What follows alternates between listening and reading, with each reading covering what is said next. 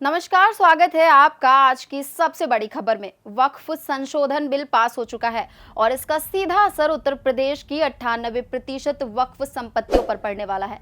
जी हां, अब इन संपत्तियों का फैसला वक्फ बोर्ड नहीं बल्कि जिलाधिकारी करेंगे। ये बिल क्या है, क्यों लाया गया और इससे क्या बदलाव होंगे, आइए जानते हैं इस रिपोर्ट में। उत्तर प्रदेश में हजारों एकड़ जमीन वक्फ संपत्ति के रूप में दर्ज है, लेकिन इनमें से बड़ी संख्या में ऐसी जमीनें भी शामिल हैं जो सरकारी या निजी स्वामित्व वाली होनी चाहिए थी। एक सरकारी रिपोर्ट के अनुसार कई जिलों में सार्वजनिक उपयोग की जमीनें भी वक्फ के नाम पर दर्ज हो गई।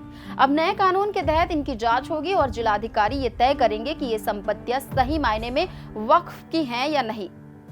इससे पहले वक्फ बोर्ड इन संपत्तियों पर अधिकार रखता था और इनकी देखरेख करता था, लेकिन संशोधन बिल के बाद अब जिलाधिकारी तय करेंगे कि कौन सी संपत्ति वक्फ की है और कौन सी नहीं।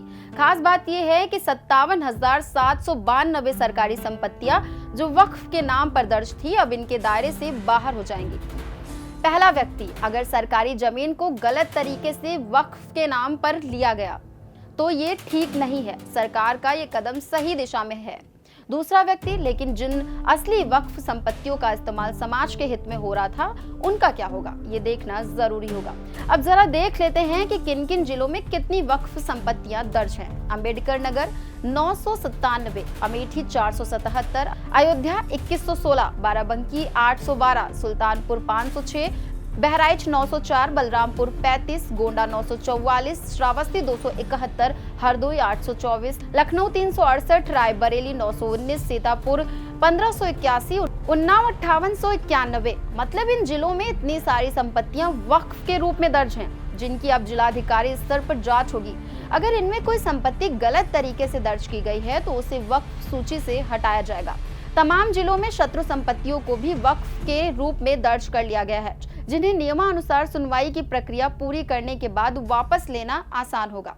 शिया व सुन्नी वक्फ बोर्ड के रिकॉर्ड में 1,32,140 संपत्तियां बतौर वक्फ दर्ज हैं, लेकिन अल्पसंख्यक कल्याण विभाग की रिपोर्ट में भी स्वीकार किया गया है कि इनमें से सिर्फ 2,528 संपत्तियां ही राजस्व रिकॉर्ड में वक्फ के रूप में दर्ज हैं।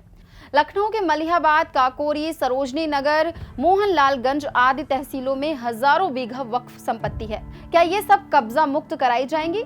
अगर हाँ, तो फिर उन लोगों का क्या होगा जिन्होंने संपत्तियां बेची और जिन्होंने खरीद ली? फिलहाल ये तो सरकार को ही तय करना होगा कि जिन्होंने बेचा उनसे वसूली हो और जिन्होंने खरीदा उन्हें मुआवजा मिले। तो कुल मिलाकर वक्फ संशोधन बिल से बड़ी संख्या में संपत्तियों की स्थिति बदलेगी। सरकार का कहना है कि ये फैसला पारदर्शिता लाने और अवैध कब्जों को हटाने के लिए किया गया है, लेकिन क्या ये सही मायने में सभी के हित में होगा या नहीं, ये आने वाला वक्त बताएगा। आप क्या सोचते हैं? अपनी राय कमेंट में हमें जरूर बताएं। वीडियो पसंद आया हो तो इसे लाइक करें, शेयर करें, चैनल को सब्सक्राइब करना ना भूलें।